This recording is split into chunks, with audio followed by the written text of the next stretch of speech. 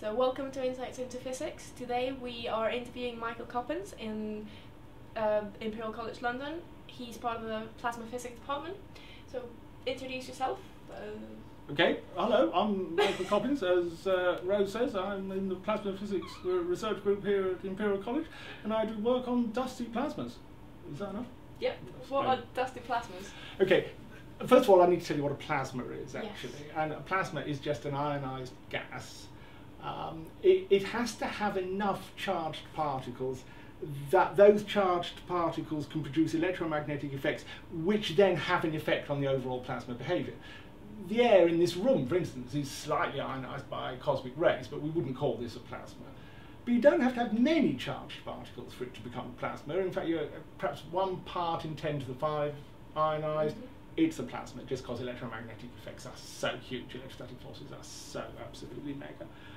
So that's what a plasma is. It's an ionized gas, and a plasma which contains dust is a dusty plasma. And by dust I just mean small solid particles, perhaps a micron across. And why is this an interesting area of research? Well, the history of dusty plasmas really goes back to the mid-90s. Before then, people knew that plasmas very often had dust in.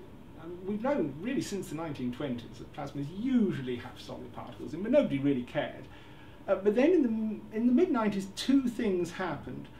One was that the semiconductor industry, who actually use plasma technology a lot, all the computer chips in the world are manufactured using plasma technology, realised that their plasmas were very often contaminated with dust. Nowadays, as you know, computer chips are made by depositing thin films and etching, and they etch features which are submicron. And just imagine how irritated you would be if you'd just taken all that trouble to etch all these submicron features and a great big lump of dust came down and spoiled it. And I always like to tell people that there was an urban myth, and I don't know whether this is true or not, that one of the most closely guarded secrets in the semiconductor industry was the fraction of chips which Intel had to throw away because of dust contamination. So suddenly, in the early 90s, when they were starting to do this business with these submicron features, the whole issue of dust in plasmas became very high profile, and there started to be a lot of work on it. At the same time, it was discovered that when you put the dust, if you put dust into a plasma, it actually completely changes the plasma behaviour. And dusty plasmas are quite unlike ordinary plasmas. And so there were these 2 realisations, and since then there's been a massive growth in interest in dusty plasmas. And how does the dust change the behaviour of the plasma? In what ways? Well, perhaps the most dramatic way is that if you have a whole lot of dust, then the dust itself starts to behave in a really strange way. And the classic example of this is the so-called dusty plasma crystal, in which the dust grains spontaneously arrange themselves into a regular lattice, like the arrangement of atoms in a solid. That was first observed in 1994. When you do the experiments on that, you do an experiment and you do it on the Earth, and you have your plasma and you put your dust in, and the first thing that happens is the dust falls to the bottom. And that's all right, you can do that because the dust actually gets electrostatically levitated in a layer towards the bottom of your plasma. But it does mean that the crystals you form are inherently 2D, they're essentially a monolayer. If you want to do it in 3D, you have to get rid of gravity, and you can do that by doing the experiments on the International Space Station. And dusty plasma experiments are a major experimental program on the International Space Station. And when they do that, then other weird things happen. So you have your plasma, it's full of dust, and this weird bubble opens up in the middle of it, which is completely dust-free and has very sharp boundaries. And they do experiments where, for instance, they make the dust flow around, and the dust will go along, and it will see this sort of bubble, and it will go round it. It's really spooky. Now, there is a theory which explains this, and I believe this theory is rubbish. So I don't accept the universally agreed theory of the formation of these so-called voids. Which is the... Well, it's a rather wishy-washy thing that involves plasma flowing out from this thing and the setting up of electric fields in the plasma. We know that if you have plasma in a box, there is flow of plasma to the walls of the box. And we know there are electric fields which get stronger as you go towards the edge of the box. That doesn't, however, satisfy me, because there's nothing in that picture which has a sudden, almost discontinuity, and the boundary of this void is very sharp. And I can't see why there should be such a sharp boundary if it's just this rather wishy-washy thing about the plasma flow gradually getting faster as it moves towards the wall and this sort of thing. So I believe that's an unexplained bit of basic plasma physics. Okay, so this is a theory group. It is. It is. So at the moment. At the moment. So I will be interested in knowing how you develop those theories. What constraints do you have, and how do you create new physics from scratch? Well, okay, what I've told you about dusty plasmas has concentrated on these things like dusty plasma crystals and this sort of thing. And because those sort of phenomena are so spectacular visually, there's been a lot of work on that since the mid-90s. There has not been so much work on two other areas of dusty plasmas. The first of these is the basic physics that goes on when a dust grain interacts with the surrounding plasma. And that is still an area where our understanding is very poor.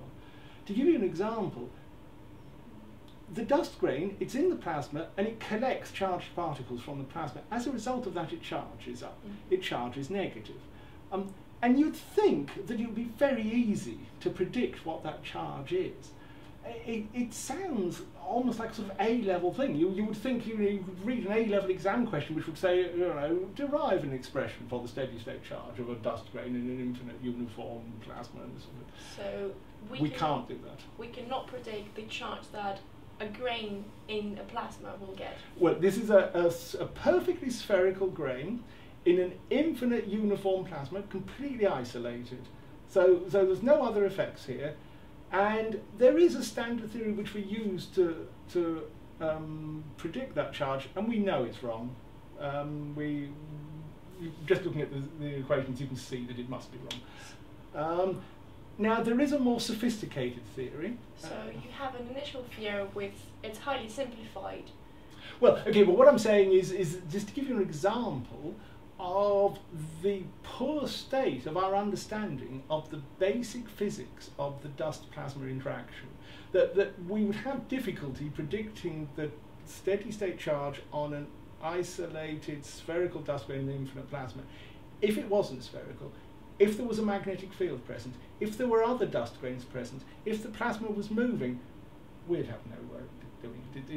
It's just too hard. So here, the work we do here is partly motivated by that realization that we concentrate on that level of how the dust interacts with the surrounding plasma, the basic physics. And that's one of the things that's so good to be in this subject, because there's still a lot of really basic physics that is in the process of being done. And why is it so hard to develop a theory about this physical process? Well, it's just a very complicated system, because the dust and the plasma do interact mutually. So, for instance, if you have a dust grain and the plasma is moving past it, then the dust grain will charge up, but the charge it will get will be different from if the plasma wasn't moving. That charge will affect the motion of the plasma around it, and it will modify. There will be a sort of wake structure downstream of the dust grain, and the charge on the dust will actually change that wake structure, and it will produce electric fields which will modify the plasma flow. But the plasma flow itself is what determines the charge. So it's all a very sort of non-linear, complicated problem. Is this related to magnetohydrodynamics? Well, now, magnetohydrodynamics is a subject which I love. I tell you, I love MHD. And in my previous life, which I'll tell you about some other time, I used to do a lot of MHD. MHD is a purely fluid model of a conducting fluid interacting with a magnetic field, and there's a is used a lot in space physics and in fusion plasma physics. Here, we probably will use more sophisticated models or more basic models. For instance, the problem I've discussed of a dust grain in a flowing plasma, we've done quite a lot of studies of this using a particle-in-cell computer code. So this is a computer code in which you have a dust grain, and then basically the ions of the plasma are treated as individual particles, and you look at the motion of those particles. What's the name of the code? The code itself is called Skeptic, and it was actually written by some people at MIT and is available on open source. And we just got hold of this code, and it's great. I tell you, it's really excellent. So theoretical plasma physics uses a lot of code developed by other laboratories. We in the dusty plasma group, we use this Skeptic particle-in-cell code. We developed our own code to look at a different aspect of the subject, and so I'm now going to digress, because earlier on I said that there were two areas of dusty plasmas which I believe had been unduly neglected. One of them was this basic dust-plasma interaction. The other is dust in tokamaks, because we know that there is dust in tokamaks. We know that, and I should let me just remind you, a tokamak is a fusion reactor. It's a big donut-shaped thing.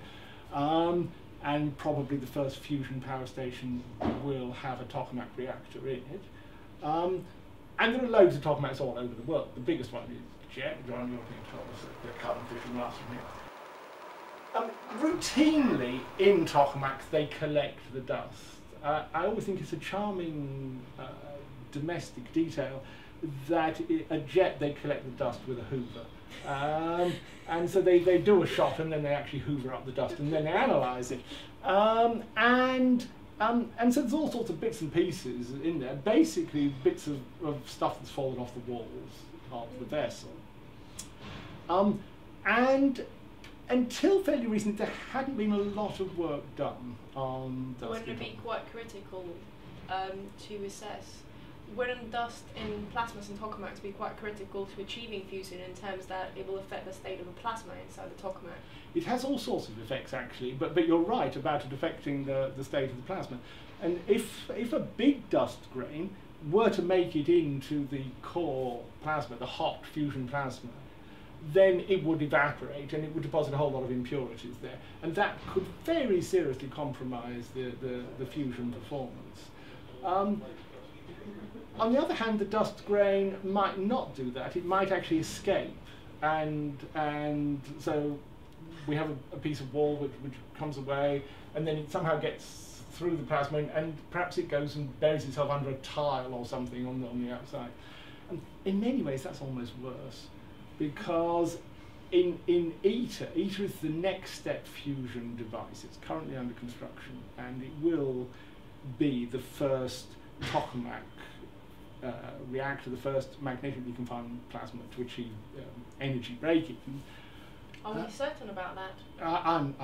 Is that pure physical faith? Obviously, nothing is certain in life. That's why you have to do the experiments. If we were 100% certain, then we'd just go and build a power station. So obviously, we can't be certain that it will. But there is no reason to doubt that it will. I mean, do we know enough to actually be able to have such a high certainty? Well, it all depends really what you mean by breaking them. I don't think there is any doubt that ITER will generate more thermonuclear energy than was needed to heat the plasma. I mean, the basic problem is, in order to get fusion to work, you have to heat the fuel up to 100 million degrees. So you have to put a lot of energy in, and the reason for that is fairly obvious, that fusion works by combining light nuclei together. And so, but those nuclei are positively charged, so there's a massive electrostatic repulsion to overcome. And you've got to get them close enough for the strong nuclear force to suck them together and get them to stick together. And in order to do that, what you do is you give them a huge amount of kinetic energy, and so that's where the temperature comes in. So you raise the temperature of the fuel to 100 million degrees. At that temperature, it's a plasma, and then you I've got what I'm saying. What was I talking about? Rose, what was I talking about? Edit this bit out. We were discussing. The. Have I actually completely forgot it myself? Yeah, well? I think we've just rambled off onto something. No, it's more about how whether we would break even. Yeah, when break even. Yeah, that's right. Yeah. Break even. Yeah. Well, okay, but listen, my point is this: that in order to heat the fuel up to 100 million degrees, you have to put a lot of energy in. And so far, all the tokamaks that have been built have not produced as much energy as they've been putting in. Yeah. But the issue would be not whether you produce more energy than you've put in, whether that would be sustainable. Yes. That's the main dilemma. So if you adopt the definition that more thermonuclear energy will come out than was needed to heat the plasma, then it will definitely work. But there is no certainty that they will achieve a constant generation of energy. They might achieve break even as we've defined it. Yeah. But then the plasma might just cool down and stop. Well. Fusing. Yeah, I mean, it won't cool down because it will be continuously heated. The question is, will it achieve ignition, which is the state in which the plasma is producing enough energy in the form of alpha particles, which are charged, so they are magnetically confined, they form part of the plasma, and they then deposit their energy into the plasma, and so that's a source of heat into the plasma. So it's then self-heating. And the question is, will ITER achieve that? It is not part of the design specification for ITER to do that. I mean, that's the requirement for a power station. Mm-hmm. ITER is to look at the physics that goes on in a tokamak of the sort of size that you would have in a power station, and to demonstrate that we can actually produce more energy than was needed to put it in. I mean, that in itself would be a major achievement. That would just be great to do that. Okay. So we've been talking about fusion, thus the plasmas, and it seems a very exciting field. What inspired you to do physics, and how did you arrive to be a plasma physicist? Well, there are two parts to that question. So let me first of all tell you why I became interested in physics. Before I was interested in physics, I was interested in collecting books, and I still am. I collect old books, and I have done all my life. And at the age of 14, I didn't buy such expensive books then, so I didn't know them. At the age of 14, I was attending a book sale, and there was a book there called The Atom. And to give you an idea of how long ago this was, it was ½ a crown. That's old money. That's 12.5p modern money. And I invested my 12.5p in this book, and it was fascinating. It was that interesting, and I thought, well, this is really good. I must find out more about this subject. And 40 years on, here I am. So that was how I got into physics. The plasma physics was really the fusion side of things.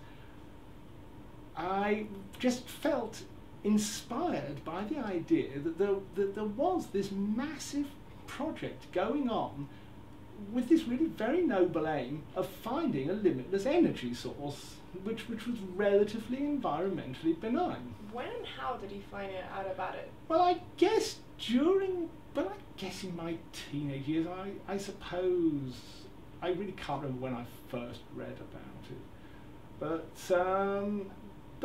during my undergraduate years, I became more and more sort of excited about this. Where did you do your undergrad? Okay, it was here. And so basically I came here more years ago than I would care to remember, and have never left. So and I've got no regrets about that at all. I have to say that Imperial College is a very good place to be, I tell you.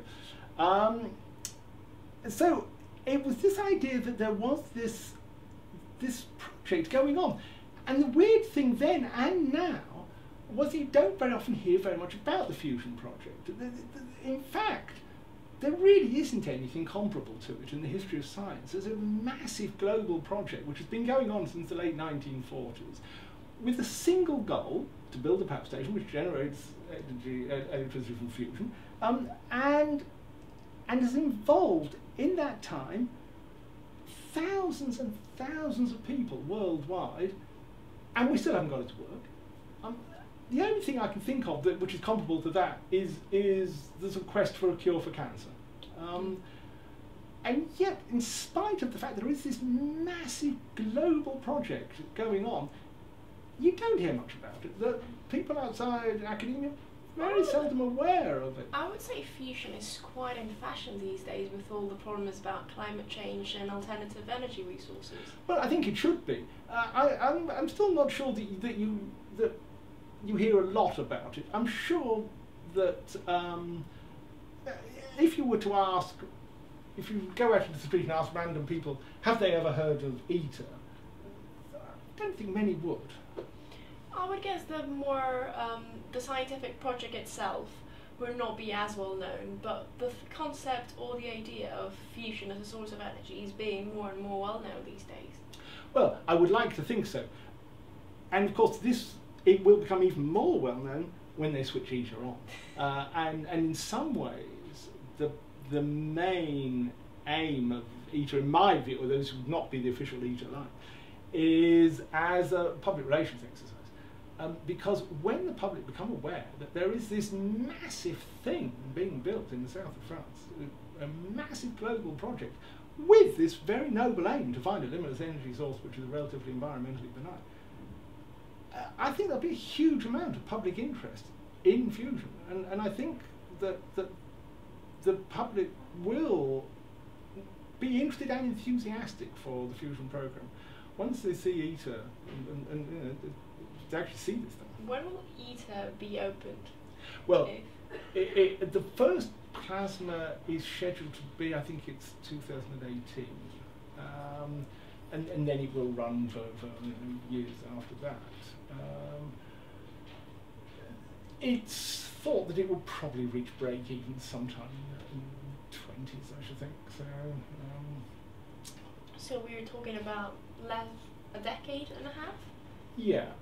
Well, we're still a long way from a power station. I mean, it's interesting that in the late 40s when fusion started, incidentally, to digress for a minute, do you know where the fusion project started? The fusion project started? When did it start? 1946 it started. After the Second World War? Mm-hmm. Well, I'm going to tell you, because if you don't know, you'll probably never guess. The fusion project started at Imperial College, and it was actually started by a man called Thomson here, and at that time nobody else really was that interested. And was that the reason you decided to come to these universities? It was not actually, no. I mean, I only discovered this fact many years later, but in fact Thomson and his colleague Blackman actually patented a fusion reactor in 1947, which was quite far-sighted, but I hasten to say it wouldn't have worked. But I think it's nice that there is this historical continuity. It all started here. So you've done your PhD here as well, and yeah. And in those days I used to work on the Z pinch, and the Z pinch is basically a cylinder of plasma carrying a current and magnetically confined in principle by its own magnetic field. So it's basically a long straight wire made of plasma. And I did my PhD on stability theory of this thing. It turns out that plasmas very often are susceptible to instabilities, which means that if you perturb them slightly, that perturbation grows, and there's a feedback mechanism which very quickly will lead to the plasma tearing itself apart. This is a major problem. For fusion. Well, for fusion or for applications where you just want a plasma to sit there quietly. And much of the fusion program has been dealing with the fact that the plasma has this tendency to have a life of its own. I mean, the weird thing about plasmas is that they do appear to have a life of their own. I mean, they're always up to some wacky thing that you would never have anticipated. I mean, that's why the fusion program's taken so long. It's that in 1947, Thomson and Blackman couldn't possibly have imagined what the plasma was going to get up to. What have been the biggest surprises you've had during the way? The unexpected behaviour. Well, so many things. I mean, this fact that the plasma tears itself apart was the basic one. This was the thing that held the fusion project up for a long time. it perhaps shouldn't have been a surprise, because if you look at, say, at the Sun, I mean, there is a working fusion reactor, and it's held together by gravity. And you'd think, what could possibly go wrong? It's just a big ball of plasma, and it must just sit there, and it must just be a perfect sphere that's held together by gravity. And you look at it, and it's not. You get these great big things that suddenly come off. Wouldn't that happen in a tokamak reactor as well? Well, of course. And so that's why I say that the fact that the plasma has a life of its own shouldn't have come as a surprise. But I guess people didn't know so much about solar flares and coronal mass ejections and that sort of thing in 1947. How much did know, actually. But you know, you just have to look at a movie of a coronal mass ejection to realise that the idea of taking a blob of that stuff and putting it in a power station and hoping it's just going to sit there is a bit optimistic, really. Wishful thinking. Yeah. The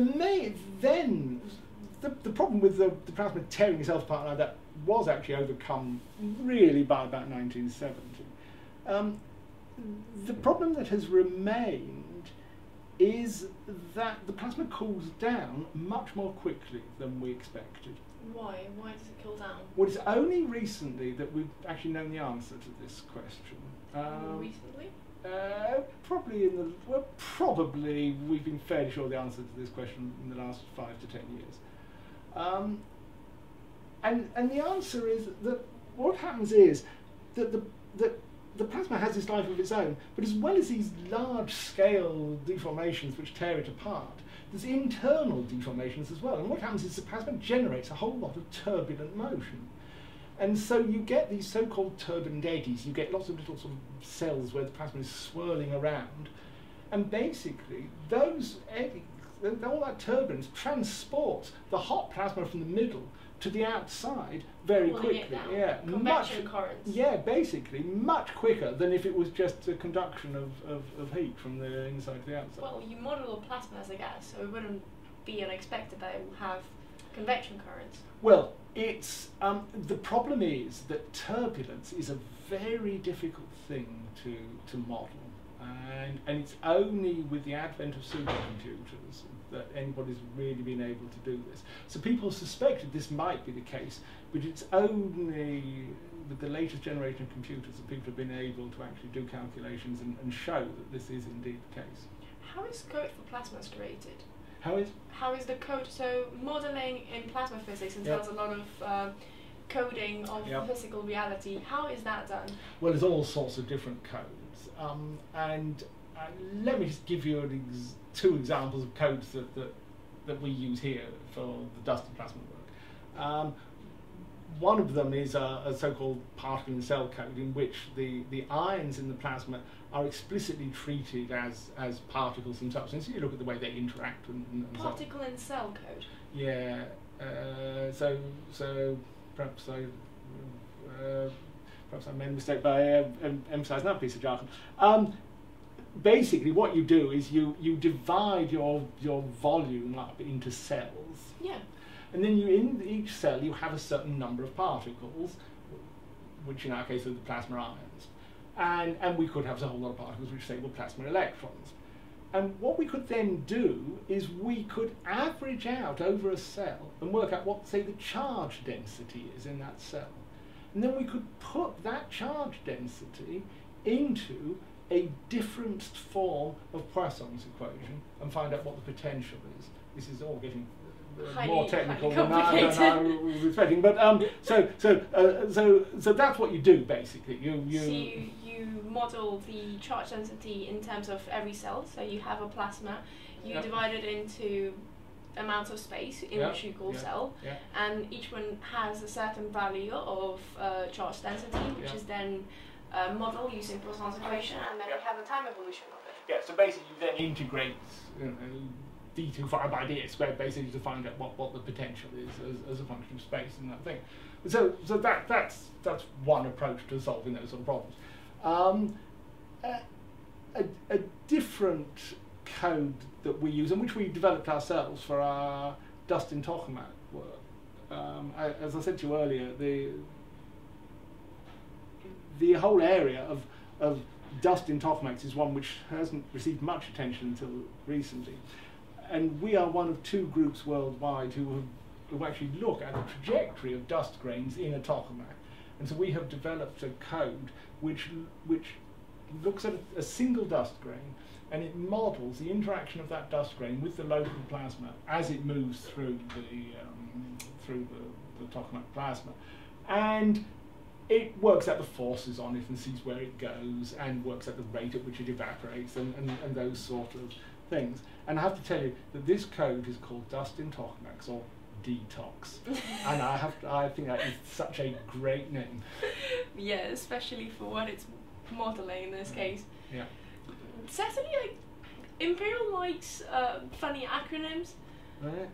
You have a magpie in the basement. Oh yeah, this is true. Yeah. Well, now interestingly, I said in my previous life I worked on the Z pinch, and as you probably know, magpie is a Z pinch. Now, in the days when I used to work on them, the idea was that you would have this cylinder of plasma, and there would be an inward magnetic force that was holding it in, and then the plasma would have some pressure, and so that would be an outward force, and these two would balance. So you would have a magnetically confined cylinder of plasma. And the question was, could we overcome these instabilities, which we knew often happened in the Z-pinch, and somehow find a way of curing the Z-pinch's propensity to do these instabilities and get it just to sit there without tearing itself apart? That was really the aim of the old style Z-pinch research. In the 90s, there was a move towards making Z-pinches from metal wires. The Z-pinches I used to work on were made basically of hydrogen gas. And so you have a whole lot of metal wires. So you'll have a higher density plasma. Well, yes, and also it's a metal plasma, but also it's highly dynamic.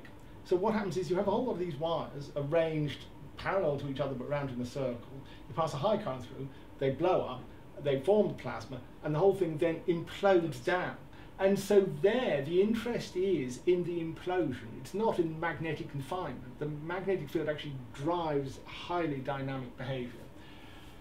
And it was when I realized that there was this move towards this different type of Z-pinch that I became sort of a bit concerned, really, because it was quite unlike what I'd been used to doing. It not only was it highly dynamic, but also it was made of metal wires, as though there was, and a big issue here was how the metal wires evaporated and formed the plasma, and so there was a whole lot of physics there that was completely new, and I thought, well, if I'm going to have to go with the flow and learn a whole lot of new physics, well, why don't I find a completely new area of plasma physics? And at that time, it just so happened this whole area of dusty plasmas turned up, and I thought, well, yeah, this is really very interesting. Why don't I ditch the dear old Z-pinch and do dusty plasmas instead? And at that time, nobody was doing them at Imperial College. It was a completely new area for Imperial College, and I thought, this is really very interesting. So there you go. Wow. This is being a really intense interview at the moment. Highly technical. What time is it? Time is 5:15. Oh no. 5:45. Oh, this is gonna be a mess to edit. That'll be fine. It'll be fine. How do I need your input. You're the first of 7 we're having. I feel I'm slightly overwhelmed by so much information. Yeah, well, I'm sorry. Yeah. It's fine. It's really interesting, but it's gonna be very hard to edit and very hard to make it come through. All right. Why don't you ask me about the fact that we do theory, and why don't we do experiments?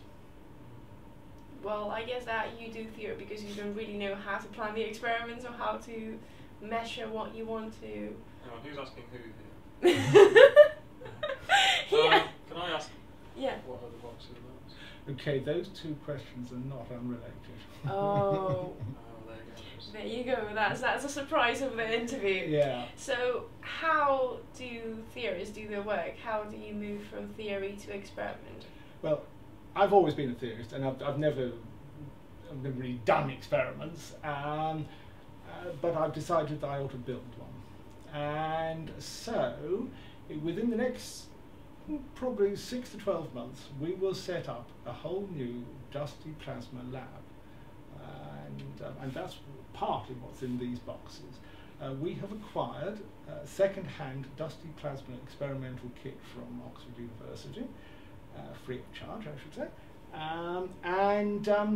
within the next 6 months, we will set this experiment up and we will start to do experiments. And I think it's absolutely vital that we do this. Although I'm a theorist, I think that the only test of theory is experiment. I think it's absolutely essential to give credibility to our theory that we link it with experiment. What are you going to do? When are you going to start? Well, probably in the late summer, we will start to put the thing together. And initially, we will just try and do some. We'll just try and build the thing and do some fairly low-key experiments just to get going and to try and see what will happen. Eventually, I think within 12 months, we've got some ideas for some novel things to do. One of the things I like about this is that it will be quite a small-scale experiment. Would you be if any undergrads watches, would you be interested in having undergrads helping you around? We certainly would. So we would hope to offer projects on this. Another thing I really would like to do, but I don't know whether this is going to be possible actually, is because this would be quite a small experiment, and you'll be able to see it, you'll actually be able to see a plasma. I would love to get sort of school parties in to look at it, because I just think it would be so inspiring to actually see a plasma, to look into this thing, and there'll be this glowing thing there, and it's a real plasma. Cool. Yeah, I think so. Yeah. So that's what we're planning to do. So I think it's vital to give credibility to our work. Interesting. Very, very interesting. I think after such an strenuous interview, very intense with theory, we should come to an end. Well, thank you very much indeed for giving me an opportunity to babble on so much. A pleasure.